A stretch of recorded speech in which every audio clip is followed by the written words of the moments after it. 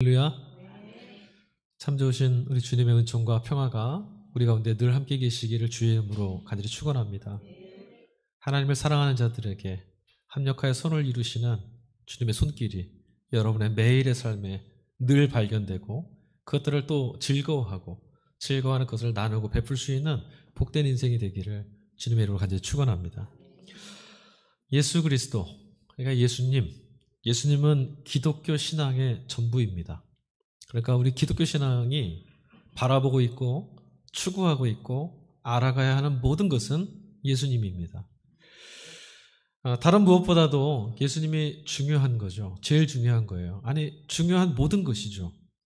그렇다면 여러분, 그 주님이 우리에게 말씀하셨던 것들, 또 가르치셨던 것들의 핵심은 뭘까요? 여러분, 예수님께서 가르치고 말씀하셨던 주제 하나를 딱 정해라. 그럼 여러분 무엇을 선택하시겠어요?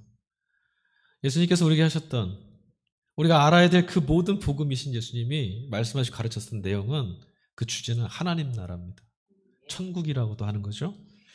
마태복음에서는 천국이라는 단어를 썼고 마가복음에서는 하나님 나라라는 단어를 씁니다.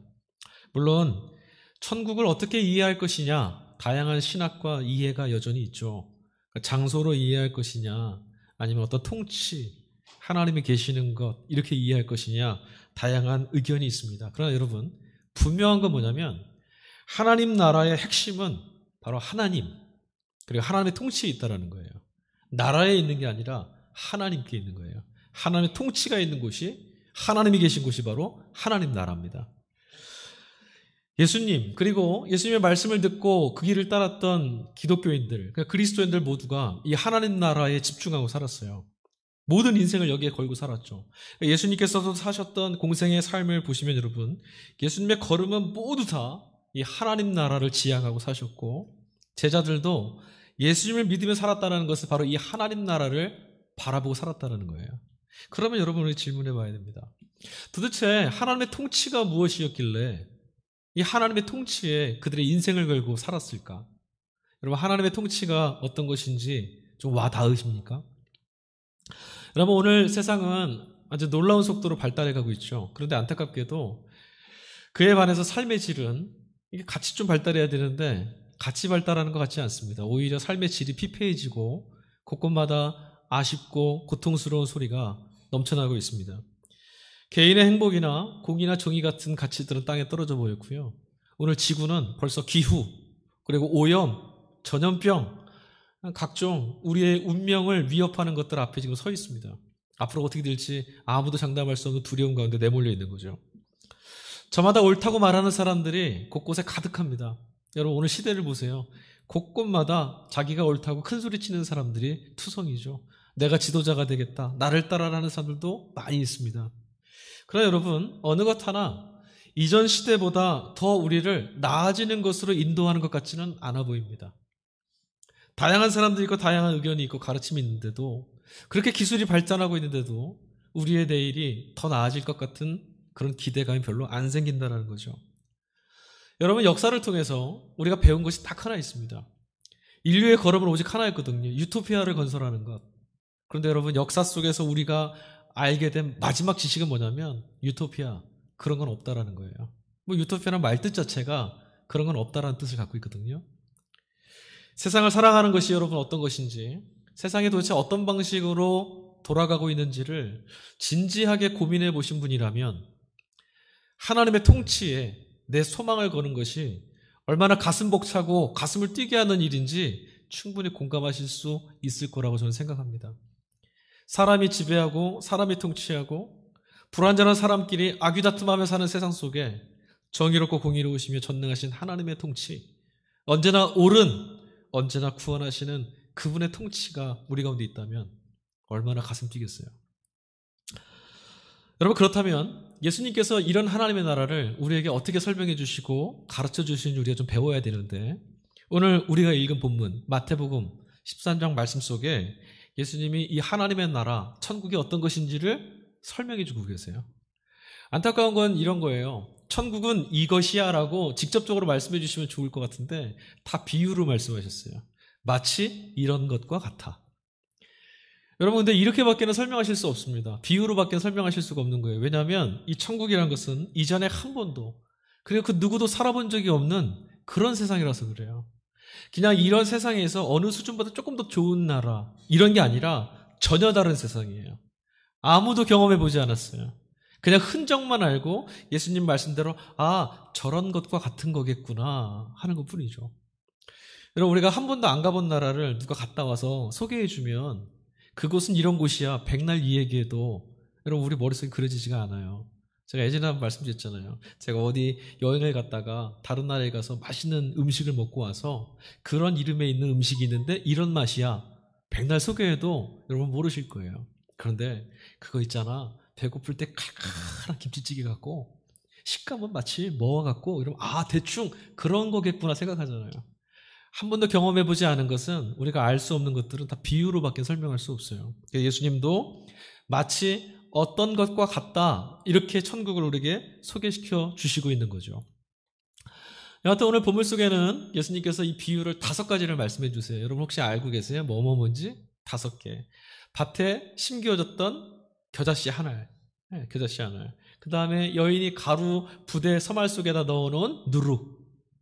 그리고 뭐 있어요? 밭에 감추어져 있는 어떤 보화. 아주 값진 진주를 찾아 헤매고 있는 어떤 장사꾼. 그리고 물고기를 보는 그물. 이 5가지로 예수님이 천국은 마치 이런 것 같아 말씀해 주시는 거예요.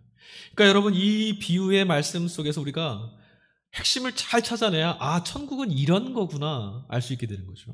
여러분 혹시 이 비유의 말씀 속에서 천국은 이런 거구나 마음속에 좀 이해하시고 정리를 좀 하셨습니까? 비유라는 한계 때문인지 어떻게 보면 이해가 될 것도 같고 또 어떻게 보면 잘 모르겠고 아리송하고 알쏭달쏭하고 막 그렇죠. 이 안에 대체 어떤 핵심 메시지가 담겨 있을까? 오늘 잘 들으셔야 돼요.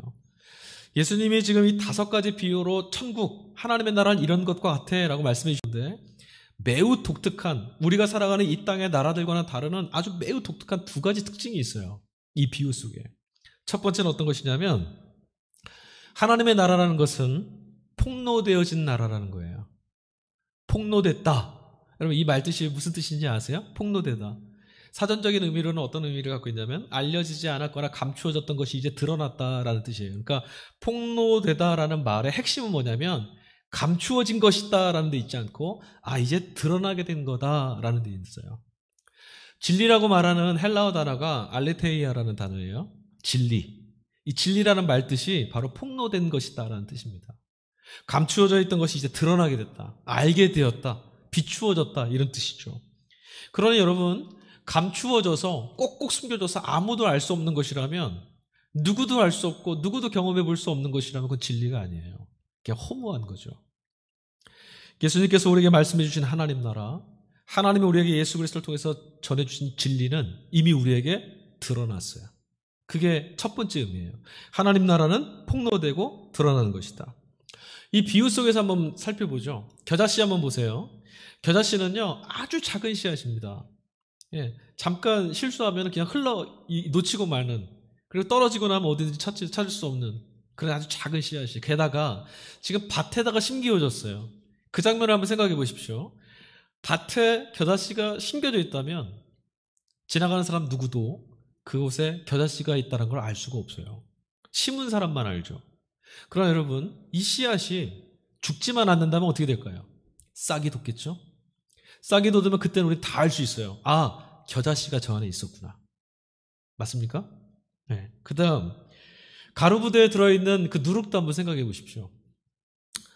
밀가루가 하나 있는데요. 포대 속에 밀가루가 있는데 거기다가 여러분 누룩을 갖다 집어넣었어요. 그래서 섞었습니다. 여러분 그 속에서 누룩과 밀가루를 구분해내라면 하실 수 있겠어요? 못합니다. 아무도 몰라요. 그러니까 가루 부대 속에 누룩을 집어넣으면 누구도 그 안에 누룩이 들어있는지 아닌지 알 수가 없어요. 오직 누구만 알아요? 누룩을 부어넣은 여인만 아는 거예요. 그런데 누룩이 그 안에 들어간 게 분명하다면 그 부대는 부풀어 오를 거예요. 그리고 알게 되겠죠. 누룩이 그 안에 있었구나. 이런 거라는 거죠. 밭에 감추어진 보화나 값지고 소중한 진주를 찾는 장사꾼도 한번 생각해 보십시오. 어떤 사람들에게는요, 밭은 그냥 평범해 보이는 그런 땅일 수 있고요. 어떤 사람에게는 진주덩어리가 그냥 돌멩이, 좀 반짝이는 돌멩이 하나, 이 정도 가치밖에 못 가질 수도 있습니다. 그런데 누군가에게는 매우 가치 있어서 자신의 재물을 다 팔아도 아깝지 않은 것이라는 것을 알게 되었고, 누군가에게는 이것은 세상 없는 값진 진주라는 것이 드러나게 된 거죠. 천국도 이와 같다라는 거예요. 마지막 비유가 뭐였습니까? 물고기를 잡으려고 모는 그물이라고 그랬어요. 여러분, 그물은 얼키설키 코가 눈이 있잖아요. 근데 그 그물의 눈보다 작은 물고기에게는 그물은 어떤 걸까요? 있으나 마나한 거예요. 없는 거랑 똑같아요. 그물을 쳐도요, 다 쑥쑥 빠져나갑니다. 그러나 그물의 눈보다 더 큰 물고기에게는 그물은 확실히 거기 존재하는 거죠. 천국은 다 이와 같다는 겁니다. 여러분 아시겠어요? 어떤 사람에게는 그런 세상이 어딨어, 이런 세상이지만 또 어떤 누군가에게는 반드시 존재하는 세상입니다. 이 세상에서 다른 것들보다, 그러니까 우리가 평상시에 보고 경험하는 어떤 것보다 더 가치 있는 것으로 여기지 않는 그런 이들에게는 꼭꼭 감추어져서 발견할 수 없는 나라가 천국이에요. 그러나 반대로 하나님의 통치와 하나님의 역사가 내 인생의 유일한 소망으로 붙들고 사는 사람들에게는, 오늘 이곳에도 하나님의 통치가 있어야 된다는 것을 간절히 원하며 사는 사람들에게는 하나님의 나라는 이미 이곳에 그리스도 예수와 함께 존재하고 그런 이들에게 발견되어지는 나라라는 거예요. 여러분, 그런 이 사실을 꼭 기억하셔야 돼요. 하나님 나라는 감추어져서 없는 나라가 아니라 발견하려고 하는 이들에게 발견되는 나라다. 두 번째, 하나님의 나라는 또 어떤 특징을 갖고 있느냐? 이미 이곳에 와 있는 나라예요. 예수님과 함께 이 땅에 임한 나라라는 거죠. 여러분, 이게 잘 와닿지 않으시죠? 이 땅에 임한 하나님의 나라, 우리 여전히 이걸 낯설어합니다. 왜냐하면 하나님의 나라 하면 죽은 다음에 나중에 이 다음에 언젠가 가게 될 그런 세상을 우리가 생각하니까 하나님의 나라가 이미 여기에 와 있다란 말이 여간 어색해요. 잘 이해가 되지 않고요. 그런데 여러분, 안타깝지만 우리의 이해가 하나님 나라를 이렇게 이해한다는 것은 다른 한편으로 말하면 우리는 한 번도 삶 속에서 하나님의 통치를 경험해보지 못했다는 말과도 같은 거예요. 하나님이 역사하시는 것이 이런 것이구나. 하나님이 내 삶에, 내 가정에, 우리 교회에, 우리 나라에, 혹은 우리 살아가는 이 공간 속에서 하나님이 역사하시면 이런 일들이 벌어지는구나 경험해보지 못했단 말이에요. 그걸 경험한 사람들은 이렇게 말해야 돼요. 하나님의 통치가 이곳에 있었다. 나는 하나님의 나라를 엿보았다. 이렇게 말하는 거예요. 그래서 여러분, 하나님의 나라는 이곳에 이미 임한 나라. 여러분 어떻습니까? 하나님의 나라는 더없이 좋은 나라잖아요. 너무너무 좋은 나라. 천국 그렇게 좋은 나라인데 여러분은 예수님이 말씀하신 그 하나님의 나라 천국을 경험해 보셨습니까? 다시 말씀드리자면 하나님께서 통치하시는 것이 이런 것이구나. 하나님이 내 삶에 찾아오셔서 지배하시고 통치하시는 것이 이런 기쁨이구나. 이걸 경험해 보셨냐는 말씀이에요. 어디서 경험해 보셨고 누구를 통해 경험해 보셨고 어떤 나라로 경험해 보셨습니까? 그러고 보니까 예수님께서 본문 속에서 비유로 말씀하신 단어들 가만히 잘 보세요. 겨자씨나 누룩이나 또 보화나 진주, 그물 같은 단어들, 뭐 특별할 것 없는 단어들이에요. 이 당시에 설교 말씀을 듣고 있는 성도들에게 있어서는 이건 늘 일상 속에서 쉬이 발견되는 것들입니다. 놀랄 만한 단어들 아니죠. 우리 다 아는 단어. 지금도 우리에게 익숙한 단어잖아요. 이런 것들과 천국이 비슷한 거라는 거예요. 이런 것들과 천국이 아주 유사하다는 거죠. 그 말은 무슨 말일까요? 일상의 것들, 우리에게 너무나 익숙한 그런 것들 안에 하나님의 나라가 이미 깃들어져 있다는 거예요. 신비로운 방식으로 깃들어져 있는데 우리가 발견하지 못하고 보지 못하고 경험하지 못하는 것뿐이죠. 여러분, 씨알 하나를 심고 가루 반죽을 치대고 밭을 일구고 값 좋은 진주를 찾아 헤매는 것, 물고기를 잡으려고 그물을 던지는 그런 일들 속에 하나님이 통치하시고 다스리시는 방법들, 그런 일들이 깃들어질 수 있다는 거죠. 우린 이것을 잘 못 봐요.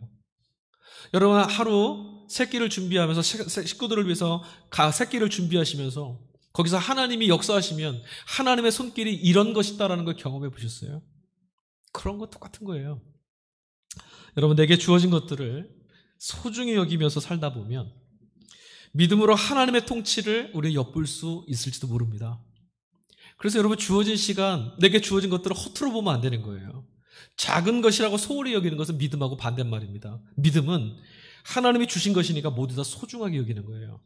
그 소중한 것 속에 하나님이 거저 주신, 그냥 주신 것이 아니라, 의미 없이 던진 것이 아니라 하나님이 그것을 통해서 내 인생을 이끌어 가시고 하나님의 섭리 속에 내 걸음을 지탱해 가신다라고 하는 통치 방식이 들어있다는 거예요. 그걸 기대해야 돼요. 하나님 이걸 왜 내게 주셨을까? 내 삶에 이것을 놓으신 이유가 무엇일까? 기대하며 그것들을 붙들고 씨름하고 걸어가는 거죠. 여러분, 신비스러운 방식으로 하나님 나라가 임했다 그랬어요. 아주 일상의 평범하고 우리가 눈에 채이는 것처럼 지나쳐가는 것들 속에 하나님 나라가 놀라운 방식으로 깃들어 있다 그랬어요. 놀랍게 임했으니까, 신비롭게 임했으니까 우리가 발견 못하는 거예요. 그럼 여러분, 신비로운 방식으로 깃들어 있는 나라를 발견하는 방식은 우리가 세상을 바라보는 것과 같은 방식으로는 볼 수가 없는 거죠. 그럼 어떻게 봐야 될까요? 놀랍게 임한 그 나라는 하나님의 일하심, 하나님이 나와 함께 계신다는 말씀의 기초에서 그것을 믿고 바라보는 믿음의 눈에서만 발견되는 거예요. 여러분, 정말 감사한 게 있어요. 제가 이 설교 준비하면서 예수님께서 하신 이 비유의 말씀들 5가지를 곱씹어 보다가 참 감사하다 생각이 들었습니다. 왜 그러냐면 주님 말씀대로라면 온 마음으로 이 나라를 찾는 자들에게는 언제나 어디서나 기꺼이 폭로되고 드러나고 발견되어지는 나라라는 거잖아요. 여러분, 저는 이것이 얼마나 큰 위로가 되는지 모릅니다. 누구에게나 열려지는 나라니까, 누구에게나 발견되는 나라니까 값을 지불할 필요가 없어요. 대가가 필요하지 않아요. 내 업적이, 내 자격 요건이 필요하지도 않아요. 여러분, 여기에서 미국만 가려고 그래도 거기서 요구하는 조건에 해당되지 않으면 못 갑니다. 근데 하나님 나라는 어떻다고요? 누구나 그 나라를 소망하고 하나님의 통치를 기대하는 이들에게, 하나님의 역사하심을 믿고 기대하는 이들에게 값없이 열려지는 나라라는 거예요. 얼마나 좋은 나라예요. 능력이 없어도 되는 나라, 사람을 차별하지 않는 나라, 참 좋은 나라죠. 아주 멋진 나라입니다. 근데 여러분, 우리 안에서 또 이런 생각도 들어요. 그렇게 좋은 나라, 그래 괜찮아. 그런데 도대체 어디 있어? 아무리 보려 해도 보이지가 않아. 여러분, 이런 생각 드시죠? 근데 여러분, 실제로는요, 하나님의 나라가 안 보이는 게 아니라 우리가 하나님 나라를 원하지를 않아요. 이상하죠? 무슨 말씀인지 낯설지 않으세요? 근데 하나님 나라를 만나려고 가려고 예수 믿는 건데 무슨 말씀이십니까? 생각해 보십시오. 우리는 대가가 존재하지 않고 하나님의 은혜로 값없이 주시는 것을 귀하게 여기지 않습니다. 값을 치루어야만 한다고 생각해요. 대가가 존재하지 않으면 마음이 불편해요. 내가 값을 지불해야만 마음이 편하고 이제 내 것이 됐다 생각이 들어요. 값없이 주셨으니까 싸구려라는 생각이 막 들어요. 대가를 요구한다라는 마음은 어떤 것인 줄 아십니까? 대가가 있어야 된다는 것은 대가를 지불할 수 없는 사람도 있다는 거예요. 하나님의 나라가 만약에 대가가 있어야만 가는 나라라면 가지 못하는 자들이 있죠. 차별함이 있다는 거예요. 차별. 그러니 내가 값없이 은혜로 주시는 나라를 정말 귀히 여기고 감사할 수 없다면, 대가를 지불해야 되고 내 노력으로 갈 수 있는 나라라고 생각하고 있다면 나도 여전히 차별하는 자라는 거예요. 가난한 자, 그 대가를 지불할 수 없어서 그 나라를 들어갈 수 없는 자들 마음에 담아두지 않아요. 그러든지 말든지, 힘이 들든지 아프든지 눈물을 흘리든지 아무 관심사가 없는 거죠. 세상 이치가 다 그렇습니다. 자신에게도 타인에게도 우리는 다 값을 요구합니다. 정말 중요한 거는 다 거저받은 거잖아요. 생각해 보십시오. 물, 공기, 생명, 우리가 값을 치루어서 얻은 게 어디 있습니까? 그러나 이것들 중에 어느 하나라도 우리에게 멈춰지는 순간 우리는 살 수가 없어요. 다 거둬받았어요. 그런데도 우리는 값을 요구해요. 정말 중요한 거에 대해서 우리는 정말 무지합니다. 어떤 게 중요한지 어떤 게 중요하지 않은지 잘 몰라요. 여러분, 그닥 중요하지 않은 일인데 야, 이거 정말 중요한 거야. 이거 꼭 해야 돼. 이거 안 되면 어떡해. 이거 없으면 죽을 것 같아. 우리 이렇게 살죠. 그런데 오히려 정말 없으면 안 되는 것들은 막 싸구려 취급하고. 여러분, 우리 매일 일상도 한번 돌아보십시오. 하루 세 끼 우리 식기도 하잖아요. 식기도. 식사기도 할 때 여러분, 그 식사 한 그릇에 밥그릇 앞에서 여러분 어떤 마음 가지세요? 이미 우리는 이 식사기도 할 때도 그냥 타성에 빠져 있지 않습니까? 그냥 밥상 앞에 서면 기도하는 거야. 여러분, 이 한 공기의 밥이 내게 허락돼서 오늘도 나를 이 치열한 삶에서 지켜주시는 하나님의 손길이 여기 있다는 것을 실감하십니까? 그걸 실감하신다면 여러분 지금 하나님 나라에 거하시는 거예요. 어쩌면 내가 값을 치루었으니 마땅하다고 생각하면서 우리는 식사를 하는지도 모르겠어요. 식사뿐만 아니라 일상도 마찬가지죠. 일상에 왜 감동이 없습니까? 내가 몸부림쳤고 내가 치열하게 구해서 얻은 것들이라 생각하니까, 하나님이 내게 주신 것이라고 하는 은혜의 고백이 되지 않으니까. 구약성경 열왕기상 3장 말씀에 보면 1절부터 12절까지 여러분 우리가 익히 하는 본문의 말씀이 들어있습니다. 솔로몬에 관한 이야기예요. 솔로몬이 성전을 건축하고 나서 꿈을 꾸죠. 하나님 꿈에 찾아오셨어요. 여러분 다 아시죠? 하나님이 찾아오셔서 야, 너 참 귀하다. 내가 너에게 소원을 좀 들어주마. 뭐든지 구해봐라. 솔로몬이 뭐 구했어요? 지혜를 구했죠. 근데 하나님이 아주 기특하게 여기셨나 봐요. 야, 부귀나 명예도 구하지 않고 자기 백성, 하나님 백성들을 어떻게 송사하는데 올곧게, 정의롭게, 의롭게 판단할 수 있을까? 그 지혜를 구하니 하나님 백성을 위해서 소원을 구하는 그 마음이 되게 기특하셨나 봐요. 그래서 어떻게 하셨어요? 구하지 아니했던 부귀와 명예도 그에게 다 쏟아 부어주셨죠. 근데 여러분, 우리는 이 본문을 읽을 때마다 이 지혜를 구했던 솔로몬 참 기특하다 이런 생각을 하지만 우리의 마음은 어디가 있냐면 덤으로 주신 부와 명예가 있어요. 야, 솔로몬 수지 맞았다. 솔로몬 부유하게 됐다. 복 받았다. 이렇게 생각하죠. 여러분, 만약에 하나님께서 오늘 여러분 예배드리고 나와서 집에 가셨는데 잠자리에 들 때, 야, 너 참 믿음을 지키고 살아가는 네가 참 귀하구나. 소원 하나만 말해봐라. 여러분 지혜 구하시겠어요? 잘 안 될 거예요. 혹여라도 지혜를 구해도 부와 명예를 얻을 수 있는 그런 기회를 좀 주세요. 우리 그렇게 구하고 야, 내가 참 지혜롭다. 자신감이 자부심을 가질지도 모르겠습니다. 이게 우리들의 실존이죠. 우리 이렇게밖에 못해요. 그것 없으면 안 된다고 말하는, 정말 중요한 게 뭔지를 잘 모르는, 빌 바를 알지 못하는, 구할 바를 알지 못하는 그런 게 바로 우리라는 것이죠. 우리는 헛된 것을 구하다가 어느 순간에 낭패를 경험하고 결국은 터벅터벅 걸어가는 그런 비틀거리는 인생입니다. 다 중요하다고 말했는데 무엇이 정말 중요한지 하나도 모르는. 성경은요, 지혜를 구했던 솔로몬의 이야기를 통해서 우리에게 솔로몬 참 대단하다 이 얘기 안 하세요. 부와 명예를 얻은 것이 솔로몬에게 복이다 이런 말씀하시는 게 아니에요. 여러분, 성경은 솔로몬의 인생을 어떻게 그려내죠? 솔로몬이 결국 어떻게 됩니까?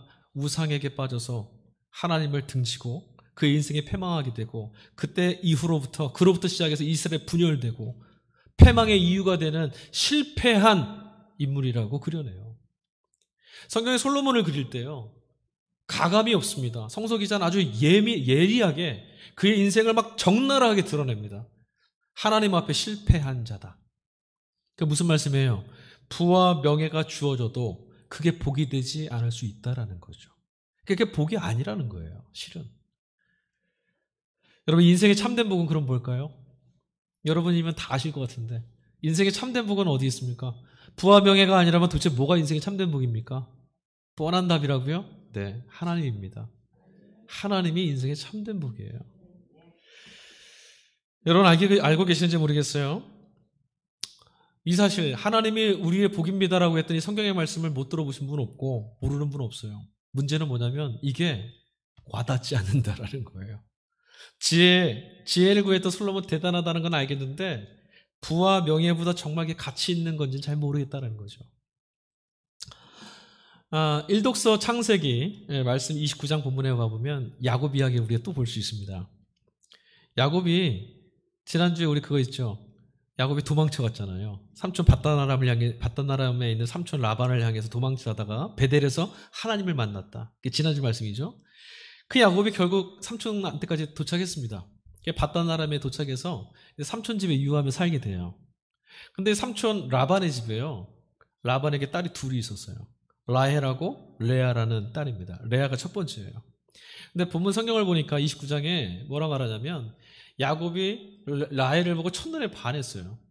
그러니까 아마도 라헬이 첫째 딸 레아보다는 용모가 아리따웠던 것 같아요. 총명했다, 총기가 있어 보였다 이렇게 표현도 되어 있는데, 라헬을 아내로 얻고 싶었어요. 결혼하고 싶었죠. 홀딱 반했거든요. 그래서 삼촌에게 요구했습니다. 대가가 하나 있었어요. 7년 동안 내 밑에서 일을 좀 해다. 그럼 내가 라헬을 너에게 주겠다. 야곱이요, 정말 성실하게 일합니다. 7년을 열심히 일해서 7년이 딱 되고 잔칫날이 벌어졌어요. 이제 결혼식하는 날이에요. 그런데 삼촌 라반이 야곱을 속였어요. 잔칫날 레아, 첫째 딸 레아를 야곱의 방에 들여보낸 거예요. 그래 동침한 거죠. 아침이 돼서 보니까 깜짝 놀랐습니다. 라헬이 아니라 레아가 있는 거죠. 속았어요. 그랬더니 삼촌이 뭐라고 말합니까? 야, 우리 지역에서는 첫째보다 둘째가 먼저 결혼한 법이 없어. 풍습이야. 그럼 어떡하냐? 첫째부터 보내야지. 그래서 어떻게 했어요? 한 번만 더. 7년을 또 일하면 라헬까지 줄게. 그래서 야곱이 어떻게 했습니까? 또 일했어요. 또 7년을 또 일했습니다. 그런데 여러분, 두 번이나 속았잖아요. 7년씩 두 번 이래서 14년간을 거기서 일을 하는데 성경 창세기 29장에는 그때마다 한 절을 딱 거기다 덧붙여요. 뭐라고 말하냐면 야곱이 7년을 하루같이 지냈더라. 7년을 하루같이 여겼다. 이렇게 써 있습니다. 7년을 어떻게 하루같이 보내요? 여러분, 제가 이거 본문 읽다 그런 생각이 들었어요. 아니, 이렇게 속고 나면 7년을 하루같이라고? 하루가 7년 같겠다. 화가 날 텐데. 그렇지 않겠습니까? 여러분 안 그러시겠어요?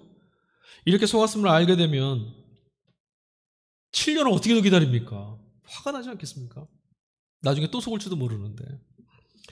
속고 채이고 넘어져도 또다시 삶에 대한 기대감과 소망이 그의 인생에 채워졌던 것은 태생적으로 유익한 것만 택하고 유익한 것이라고 이게 유익하게 될 것이라는 것을 믿기만 하면 속이는 일에 기꺼이 빠르게 반응했던 야곱인데 야곱이요 오늘 본문에서는 우직하게 기다림 안에서 살아갑니다. 그게 무엇 때문이었어요? 무엇이 그걸 가능하게 했죠? 라헬을 향했던 사랑이었어요. 앞서 제가 솔로몬 이야기를 했죠. 하나님께서 솔로몬에게 부와 명예를 주시면서요 이런 말씀을 하나 덧붙이세요. 뭐냐면 이걸 너에게 다 줄 텐데 이게 네 인생의 복이 되기 위해서 조건이 하나가 있어. 이걸 말씀하셨어요. 근데 솔로몬이 그것을 듣지 않았어요. 여러분 우리 이야기 같은 거 전래동화 들어도 그러잖아요. 뭔가 막 있다가 조건이 하나 있다 그러잖아요. 오늘 하나님도 똑같이 이렇게 말씀하세요. 열왕기상 3장 14절인데 하나님이 이렇게 말씀하십니다. 내가 만일 내 아버지 다윗이 행함같이 내 길로 행하며 내 법도와 명령을 지키면 내가 또 내 날을 길게 하리라. 이게 조건이에요. 하나님 주신 모든 것이 그 인생의 복이 되려면 이것만 지키면 되는 거예요. 솔로몬은 부귀나 명예가 없어서 망한 게 아니었어요. 그게 다 부어졌는데도 망했어요. 왜 망했죠? 아버지 다윗이 행했던 것처럼 하나님 앞에 그렇게 하지 않았거든요. 하나님이 보실 때 그러면 다윗이 행했던 건 뭘까요? 하나님이 무엇을 다윗이 행한 유일한 귀하고 아름다운 이런 것들도 복이 되게 할 만한 능력이라고 보셨을까요? 인정하신 건 사랑입니다. 다윗은 하나님을 사랑했거든요. 다윗은 부와 명예를 하나님께 구하지 않았어요. 왕실에 있을 때에도 들판에서 나와 함께 계시던 하나님을 늘 구했고 부유할 때도 고난 가운데 있을 때도 여호와 하나님만이 나의 구원이십니다. 그만이 나의 목자이십니다라고 하나님을 구했어요. 여러분 하나님을 사랑한다라고 하는 것을 눈물을 흘리면서 기도하고 예배에 참석하고 이런 것들로 생각하지 않으셨으면 좋겠어요. 사랑하는 자는 그렇게 하는 거예요. 그것이 사랑하는 게 아니에요. 다윗이 행했던 것은 여호와 하나님 앞에서 행한 그것은 하나님의 말씀을 따르고 그의 길을 신뢰하고 자신이 생각하는 방식, 세상이 요구하는 삶의 방식이 아니라 하나님 말씀이 내 길을 인도하시는 방식대로 살려고 했던 것. 오늘 우리도 마찬가지입니다. 세상이 말합니다. 야, 그렇게 사는 건 망하는 거야. 너 끝장났어. 그때 하나님의 말씀이 우리에게 읽혀지죠. 두려워하지 말아라. 그럼 어떻게 하는 거예요? 하나님이 두려워하지 마라 하셨으니 두려워하지 마라 말씀하시는 하나님의 통치대로 복종하고 살아야지. 두려워하지 않는 겁니다. 하나님의 선하심을 다윗은 신뢰했어요. 하나님은 선하시다. 내 인생에 찾아오신 하나님이 내 인생을 거꾸로 틀리거나 버리거나 황폐한 데다가 포기하지 않으신다. 하나님은 내 인생을 붙잡고 계시고 그가 나를 구원하신다. 그는 선한 목자다. 이거 믿었죠. 언제나 주님의 말씀을 따르며 다윗은 살려고 애를 썼어요. 무슨 상황이 있을지라도 주님 말씀을 주십시오. 하나님의 뜻은 어떤 겁니까? 하나님의 통치에 옳은 것은 어떤 것입니까? 다윗은 그것을 추구했어요. 그가 하나님을 믿으니까 다윗이요 광야에 내몰려 있던 시간에도 그 숱한 날들을 하루같이 보낼 수 있었어요. 마치 야곱이 라헬, 저기서 아름다운 모습으로 있는 라헬을 바라보면서 7년 시간을 하루처럼 여기며 넘어갈 수 있었던 것처럼 다윗에게 주어진 그 숱한 아픔과 고통과 절망의 날들을 다윗은 자신의 인생 가운데 찾아와서 지금 나와 함께 계시는 하나님을 발견하며 보낼 수 있었던 거죠. 여러분 7년을 하루같이라는 말씀은 이제 다른 건 아무도 중요하지 않게 됐다는 거예요. 여러분 만약에 야곱이 라헬이 아닌 다른 사람도 보였다라면 라헬을 줄 것이라는 것이 라헬을 얻을 수 있다는 것이 7년을 하루로 견딜 수 있는 그런 힘이 있었을까요? 없었을 거예요. 오직 라헬, 오직 저 여인밖에 없어. 이제 저 여인은 내 아내가 될 수 있어. 이것 때문에 7년 그 시간이 하루처럼 지나간 거예요. 그럼 여러분 7년을 어떻게 하루처럼 여기며 살아갈 수 있을까? 그것을 고민하실 필요가 없어요. 야곱에게 라헬이 있었던 것처럼 다윗에게 하나님이 계셨던 것처럼 하나님이 내 인생 가운데 지금 찾아와 계신다. 하나님의 나라가 지금 여기 있다. 하나님의 통치는 이 다음에 죽어서 이루어지는 게 아니라 지금 내 인생에도 하나님의 통치와 역사는 이루어진다. 이걸 바라보며 살면 7년을 하루같이 살 수 있다는 겁니다. 하나님의 통치가 이루어지는 삶의 기쁨을 우리는 여전히 잘 모릅니다. 그래서 하나님 안에 다른 것들의 마음을 다 뺏기고 살아요. 그러니 우리 인생과 삶이 어떻습니까? 7년이 하루같이 여겨지는 삶을 살아야 되는데 하루가 7년 같은 인생을 살고 있어요. 지난 한 주간은 어떠셨어요? 하나님께 나오시기 전에 하나님 내 인생이 꼭 하루가 일주일이 7년이 지난 것 같습니다. 여러분 이렇게 살아오지 않으셨기를 기대합니다. 여러분 우리는 아무리 해도 이 말씀 따라 하나님 여기 계셔서 내 인생의 삶을 이렇게 기쁨으로 인도해 주십니다. 바라보며 사는 게 쉽지 않죠. 마음을 담아서 하나님 말씀을 신뢰하고 그 말씀을 사랑하며 산다는 것이 자꾸 어렵죠. 세상의 이야기가 우리에게 너무 많이 들리죠. 하나님의 말씀이 인도하신데도 살려고 귀를 기울여도 세상이 우리에게 야 이렇게 사는 거야 라고 말할 때마다 휘청거리죠. 야 주님 말씀대로 살아봐야 손해보는 거 아니야? 망하는 거 아니야? 나 이렇게 살다 끝나는 거 아니야? 자꾸 두렵죠. 그래서 하나님 말씀대로 살기가 어려워요. 하나님 말씀을 사랑하기가 어렵다는 거죠. 그게 우리들의 한계죠. 저도 이렇게 말씀드리지만 시시때때로 그게 찾아옵니다. 하나님 말씀을 주여 내가 사랑합니다. 사모합니다 하고 말하지만 주님 말씀만이 남아야 되는 인생에 그렇지 않은 것들이 너무 많이 막 부딪혀요. 이것도 해야 될 것 같고 저것도 해야 될 것 같고 이렇게 안 하면 안 될 것 같고. 그러나 여러분 낙담하지 마십시오. 그렇게 할 수 없는 우리라고 하나님 주시는 복을 누릴 수 없는 박복한 우리라고 이제 어떻게 하면 좋으냐고 그것 때문에 낙담하실 필요가 전혀 없습니다. 그리 못하는 연약함 때문에 야 나는 틀렸나 봐 포기하시지 마십시오. 우리의 구원의 가능성을 지탱하는 것은 우리가 그 일들을 얼마나 열심히 훈련하고 단련해서 하나님만을 붙들겠다 여기에 있는 것이 아니라 우리를 사랑해 주시는 하나님 사랑이 우리 인생을 붙드는 근거가 되기 때문이에요. 여러분 우리 인생에 복될 수 있는 것은 내가 하나님을 붙잡아서가 아니라 하나님이 우리를 포기하지 않아 주시기 때문임을 여러분 아셔야 합니다. 여러분 오늘 구약성경 본문 야곱 이야기 다시 한번 할게요. 우리는 야곱이 라헬과 결혼했다는 것만 알고 있어요. 야 레아도 얻고 라헬도 얻었구나. 마치 솔로몬이 지혜도 얻고 부귀도 얻고 명성도 얻었구나 이렇게 생각하는 것처럼. 근데 레아를 한번 생각해 보세요. 레아라는 여인은요 참 불쌍한 여인입니다. 남편을 먼저 얻었어요. 근데 껍데기 뿌리는 남편이에요. 자기에 대한 애정은 하나도 없어요. 라헬만 사랑해요. 얼마나 불쌍하고 비참하고 불행한 여인입니까?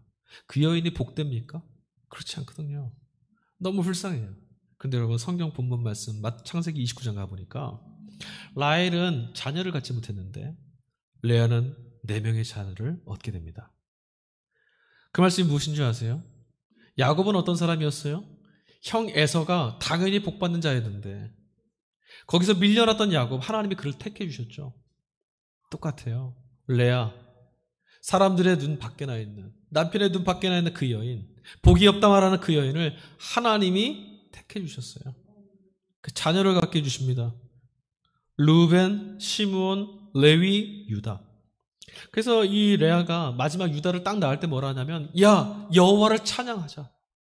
그 전까지 세 명의 아들 이름은 남편이 나를 사랑해 주지 않았는데 이제 내게 기쁨이 되었다. 뭐 그런 것들, 아픔의 이야기들을 갚아줬다. 이 생각만 계속했는데 마지막 유다를 낳았을 때 하나님을 찬양해라. 남편이 지금 나에게 마음을 안 줘요. 근데도 지금 뭐라 말해요? 하나님을 찬양하라. 헐벗은 우리, 복 없는 우리, 삶 밖으로 내몰려 있는 우리이지만 하나님이 레아를 찾으셨던 것처럼 하나님은 우리도 찾아주십니다.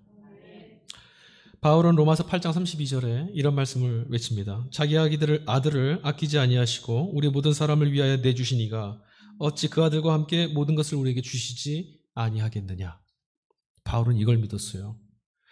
당신의 아들을 내게 주신 그 하나님이 내 인생을 책임져 주시지 않겠느냐?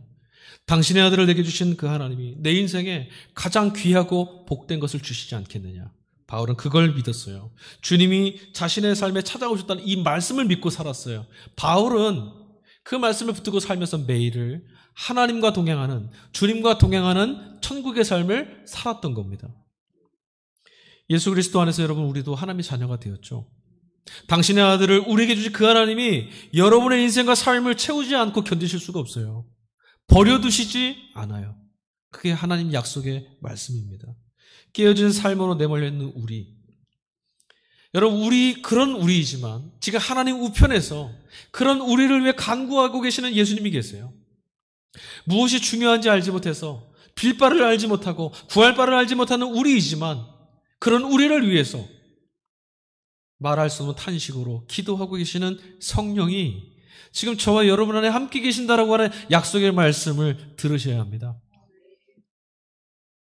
여러분, 보이지 않는다고, 이해가 되지 않는다고 주눅거리지 마시고 오히려 주님을 더욱 사랑하고 이미 내 삶 안에 찾아와 있는 하나님의 나라를 바라보도록 그 말씀에 귀 기울이시고 그 말씀을 신뢰하셔야 합니다. 예수 그리스도와 함께하는 것, 우리는 모두 다 하나님의 나라, 천국을 허락받은 사람들입니다. 아멘. 기도하겠습니다.